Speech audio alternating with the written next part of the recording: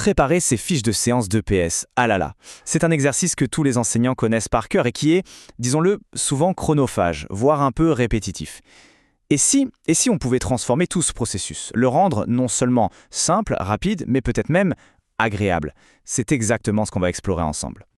Voilà, la question est posée.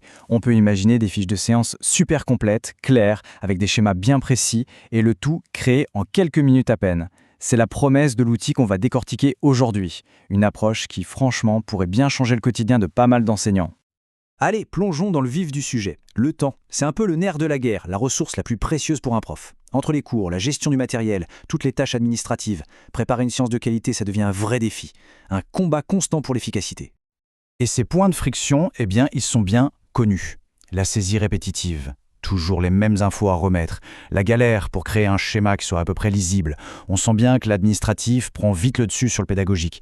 Et c'est ça le vrai problème. Chaque minute passée sur la forme, c'est une minute en moins pour le fond, pour les élèves. Alors comment on fait pour contrer ce vol de temps? C'est justement là qu'intervient cet assistant numérique. Il a été pensé spécifiquement pour les enseignants d'EPS. Son nom, le générateur de fiches. Sa mission, c'est simple. Éliminer toutes ces frictions en automatisant les tâches un peu pénibles, pour libérer du temps pour ce qui compte vraiment. Concrètement, qu'est-ce qu'on obtient à la fin? Cette fameuse fiche de séance, un format A4 paysage, mais c'est bien plus qu'un simple document. C'est un véritable tableau de bord pour le terrain. C'est dense, mais ça reste lisible. C'est complet, mais synthétique. Bref, tout l'essentiel de la séance, sur une seule et même page. Bon, passons à la pratique. La promesse est assez forte. Pouvoir construire une séance complète en moins de 5 minutes. Voyons un peu le processus étape par étape. On va voir que c'est aussi simple qu'intuitif. Tout commence par les bases, évidemment, l'entête et les objectifs. Ce qui est plutôt malin ici, c'est l'utilisation de codes couleurs. On le voit bien, bleu, jaune, vert, orange, chaque section est identifiable au premier coup d'œil. La pensée est déjà structurée avant même d'avoir vraiment commencé à écrire. Une fois que ce cadre est posé, on passe au cœur de la séance, les situations. Le processus est découpé en 3 temps, très logique. D'abord, l'info-clé. Objectif, durée, consigne. Ensuite, le visuel, avec le schéma d'organisation. Et enfin, la réussite, avec les critères d'évaluation. Simple, efficace et redoutablement bien pensé. On arrive maintenant à ce qui est peut-être le véritable cœur de l'outil, son module de dessin. Fini les schémas approximatifs faits à la va-vite ou les batailles avec des logiciels qui ne sont pas du tout faits pour ça. Ici, tout est pensé pour créer des visuels d'exercice qui soient à la fois clairs, rapides à faire et qui aient l'air professionnel. L'outil va vraiment droit au but. Pas de fonction superflue, pas de chichi. Juste des formes de base, un mode sélection hyper pratique pour tout ajuster, des couleurs pour clarifier qui fait quoi, et des actions rapides pour corriger en un clin d'œil. C'est la définition même de la simplicité au service de l'efficacité pédagogique. Et voilà le résultat qui prend forme. Chaque situation qu'on enregistre vient s'ajouter au tableau principal. La séance se construit littéralement sous nos yeux, le numéro, la description et la petite vignette du schéma. D'un seul coup d'œil, toute la structure de la séance devient limpide. Alors maintenant, passons à la fonctionnalité qui transforme cet outil en un véritable investissement sur le long terme, la sauvegarde et la réutilisation.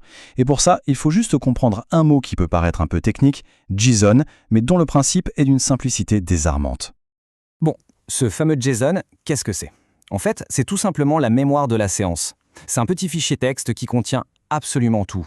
L'entête, les situations, les consignes et même les schémas. Un seul et unique fichier qui encapsule tout le travail réalisé. Et pour l'utiliser, c'est d'une simplicité enfantine. Un bouton exporter pour sauvegarder la séance sur son ordinateur, un bouton importer pour recharger une séance qu'on a déjà faite. En 2 clics, hop, le travail est sauvegardé, archivé et surtout, il est prêt à être réutilisé. Et c'est là que réside toute la puissance de cette fonction. L'idée, c'est de se constituer sa propre bibliothèque de séances. Des dossiers par classe, par sport, par niveau. Le gain de temps, d'une année sur l'autre, devient juste colossal. Plus besoin de tout refaire, on réadapte en quelques secondes. C'est un vrai investissement qui rapporte gros. Ok, on a vu la création, la sauvegarde, maintenant il est temps de voir le but ultime de tout ça, la fiche prête pour le terrain. Et l'outil gère cette transition entre l'écran et le papier de manière très intelligente. Ce qui est vraiment bien pensé, c'est que la version imprimée est automatiquement épurée. Tous les boutons, les menus, les outils d'édition, tout ça disparaît. Il ne reste que l'information essentielle, présentée de la manière la plus claire possible pour une lecture rapide au bord du terrain. Le résultat final, une seule page. Tout est là, c'est tout. Pour résumer, les points clés à retenir sont simples. D'abord, gagner du temps sur la forme pour se concentrer sur le fond.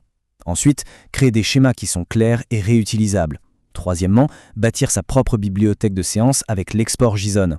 Et enfin, imprimer une fiche nickel, professionnelle, en un seul clic. Ah, un point de vigilance, et il est crucial, il n'y a pas de sauvegarde automatique. Ça veut dire que fermer l'onglet ou rafraîchir la page, c'est perdre tout le travail en cours.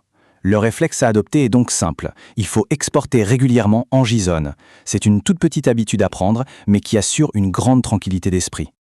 Et voilà pour cet aperçu du générateur. C'est vraiment l'exemple parfait d'un outil numérique qui ne cherche pas à compliquer les choses, mais au contraire à les simplifier, pour redonner du temps à l'essentiel. Au final, la question qui reste, ce n'est pas de savoir si la technologie peut aider, mais plutôt comment on choisit de l'utiliser pour réinventer la préparation des cours. La réflexion est lancée. Merci d'avoir suivi et à très bientôt.